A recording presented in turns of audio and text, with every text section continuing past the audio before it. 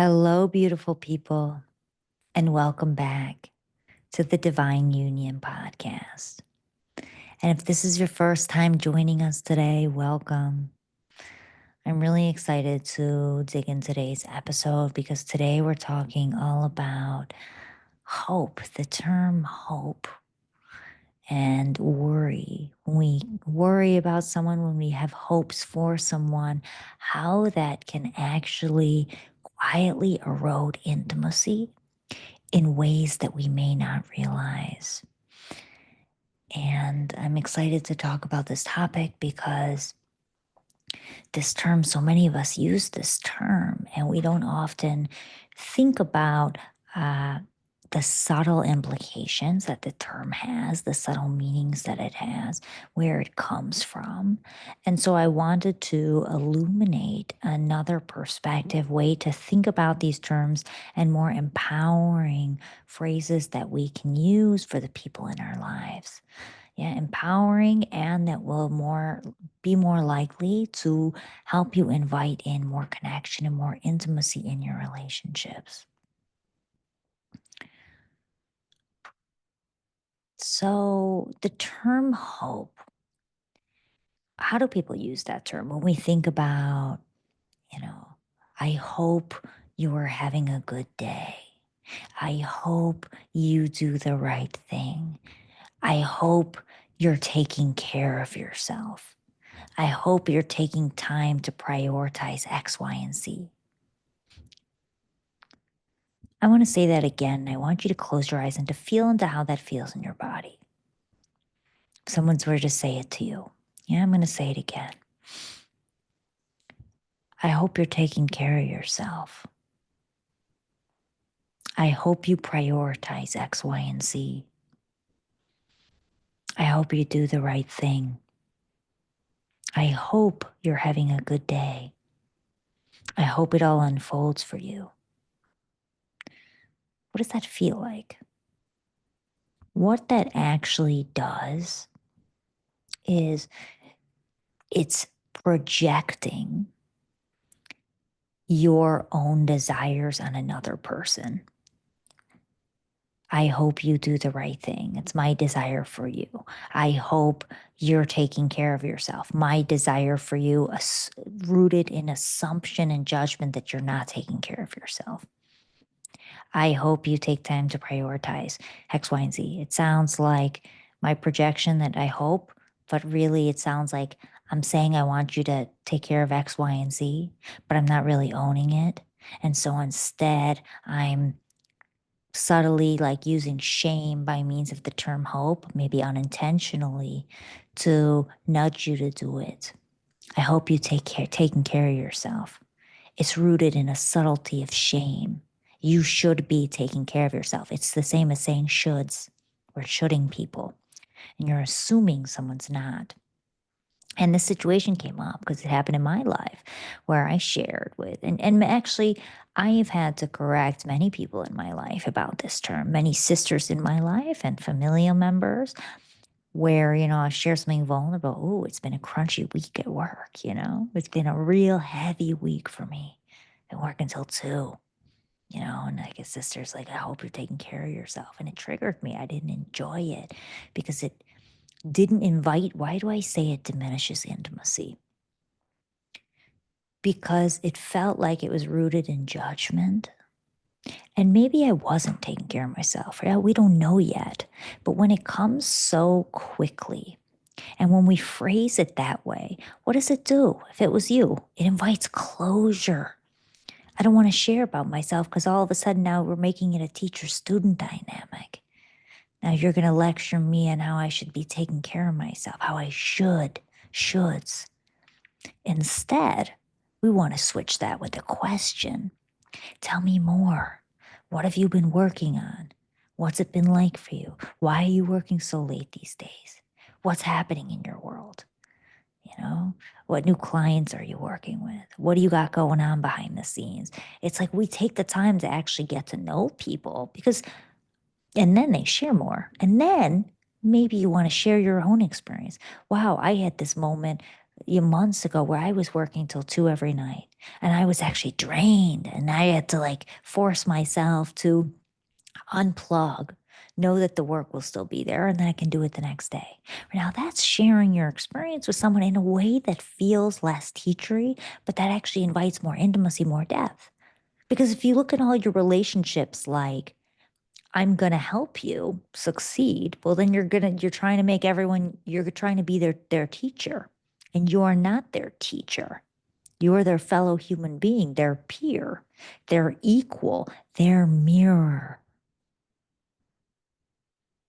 And when we shift that, we deepen in intimacy because people want to be seen.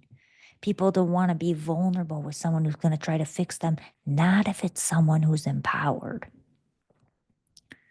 If you don't feel fully empowered, you may, and I know this from my own life, source externally for validation, for feedback, for someone to coach, to guide, to fix.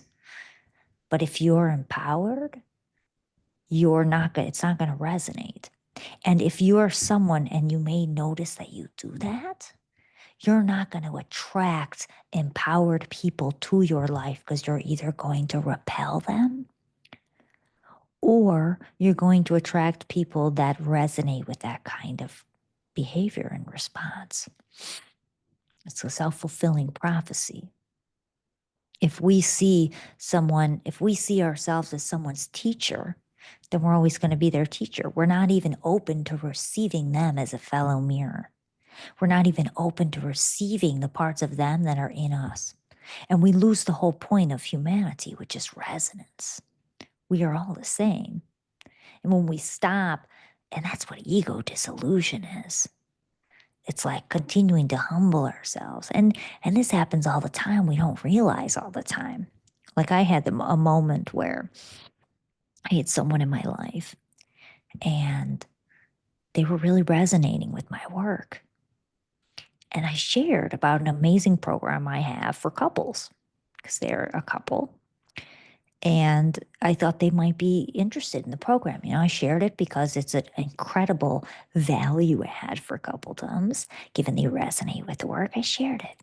Now, in this particular context, the friend I was relating with, she's also a friend. She's in my world. I love her. It didn't resonate. She didn't like the way I shared it. Yeah. She didn't enjoy the way I pitched my work. And there's particulars. Yeah, I'm not sharing all the particulars right now for the sake of the example. We keep it concise, but I didn't understand how it felt, like this, she felt teachered until someone pitched their work to me in a way that felt out of place. Yeah. And then I understood. And so it's like it's continuing to humble ourselves. Oh yeah. And if we're not on the flip side, sometimes it's hard to fully understand it. But then it's like testing out the language that we're using on ourselves or the approach on ourselves and having more consciousness around it. The fact that we are all mirrors and that any situation someone's been in, we've probably been in it. And it helps ease our defenses. And so hope comes from it's disempowering to the people that you're speaking to because, and they teach this. I am actually learned this as I'm studying Kabbalah from one teacher, but they teach that it's disempowering the other person energetically, and it's taking away their self-agency and their power by your worry and your hope, them feeling like they have to now cater to your hopes and your worries. And then they start to, or to appease you, or even any sense of, I have to rationalize what I'm doing to you, disempowers the other. And it makes them lose their light. And we have to be conscious about that. Because if someone is working till 2 because they love it and they're enlivened, but they're sharing their working until 2, and you subtly come with, I hope you're taking care of themselves, making them feel shame for working for 2 till 2 a.m. when they may not feel shame, it actually makes them feel shame. I felt shame even though I was doing it because it felt good, because I had a lot on my plate and I was working. And so when we use these terms, it's like, oh, understanding that. Let me see if I can give another example here. I hope you do the right thing. A more empowered way to even voice the desire is, babe, partner, him, her, gender nonconforming individual, what I desire is that you send that person a note and invite them to our dinner on Saturday because I would like to repair with them. How does that land for you? Yeah. Instead of, I hope you do, first, there is no right thing.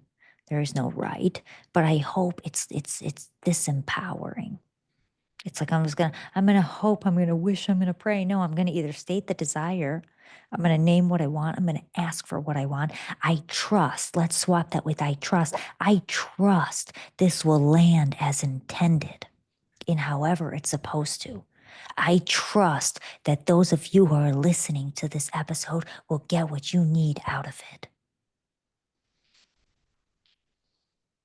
I trust, partner, that you will see the truth and integrity behind my words and the intention behind what I do, what I did in that moment. I trust that everything you desire will unfold. That's a totally different energy than hope. No one wants your hope. No one wants your worry. They want your resonance.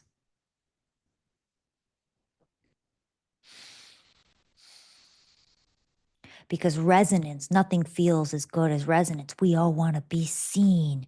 And hope doesn't seek people. Resonance does.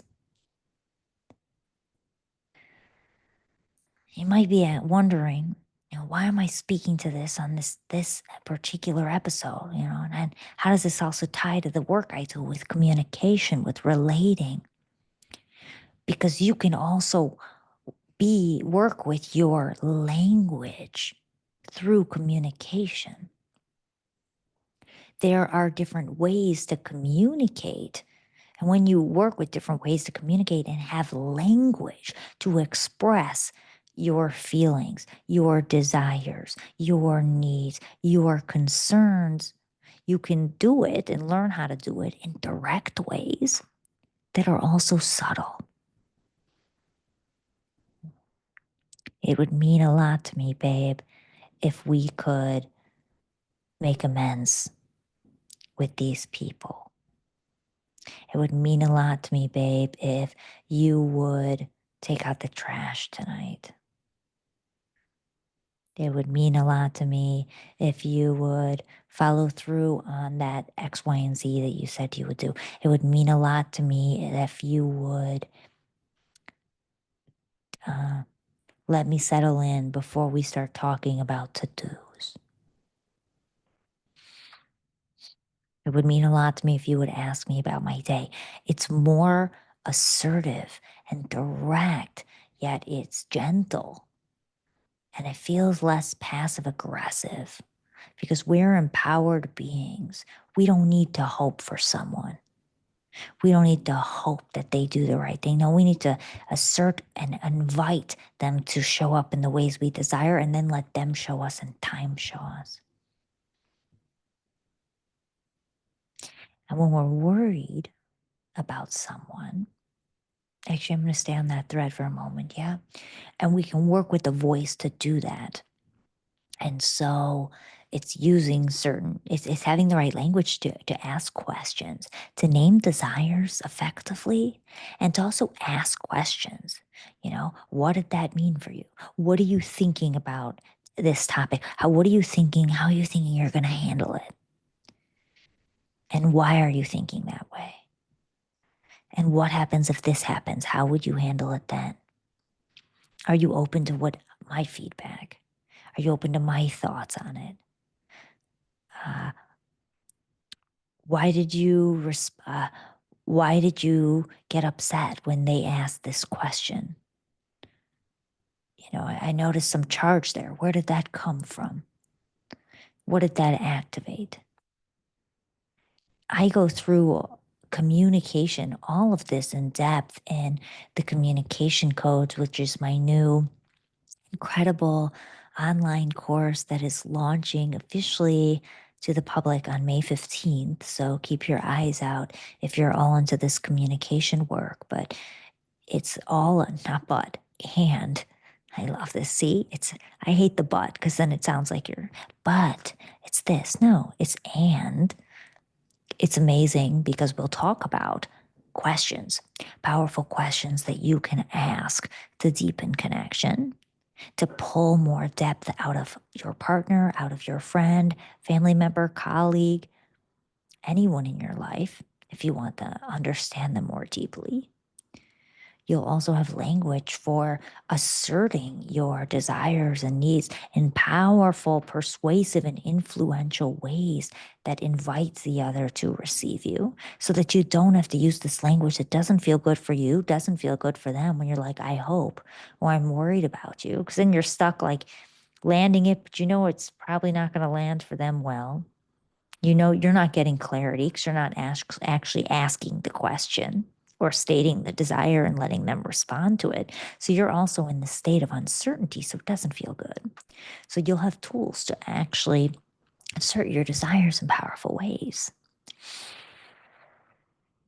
Among other things, learning the art of persuasive storytelling, seductive storytelling, and how to pull people into your world in a magnetic way that's intriguing, whether that be inviting your partner to take that next trip that maybe they've been avoiding or haven't been prioritizing.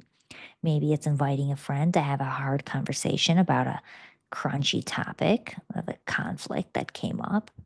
So you'll learn the art of seduction and being a master at storytelling, as well as learning about my 7 principles of communication with all of these different areas of communication to pay attention to that involve the verbals and the nonverbals and the body language. I couldn't be more excited about this online course. It is so powerful and something that I wish I had years ago. It's been the foundation of the work that I've been doing to work with my own communication with all the relationships in my life. And I couldn't be more thrilled to share these tools. And let's close with a little bit of the worry topic. Dig a little more into that is we don't want to project our worry onto anybody because it makes someone else feel responsible for your worry. You may not realize it, but it does. As human beings, they'll feel guilty for your worry. And then they feel like they'll have to live for your feels, your fear, your anxieties, your insecurities at the expense of just feeling free. And it doesn't feel good. And we all have enough worries on our plate. So to worry about someone else, something we can't control, it doesn't serve us inside. And so instead, that's a sign at a deeper level. It comes from fear and it comes from lack of faith. Because when you have faith, and you're allowed to voice, okay, if I have, you're always allowed to do whatever you want. It's a free country. We have free will. You know, if your partner, your friend, your child goes into a situation that's maybe dangerous, sure, it's okay to be worried. But and it's okay to voice and work through, like you want them to be smart, you want them to be prepared, but you projecting your fear around a situation that they're already doing that you don't have control over doesn't help anybody because it places that fear in their mind, whether they show it or not. Chips away just a little bit. It always does. Doubt always does. They also teach this in Kabbalah. You share your deepest visions and goals and someone who isn't fully supporting you, it chips away at that vision. Even if your conviction with the vision, it places little seeds of resistance in your subconscious.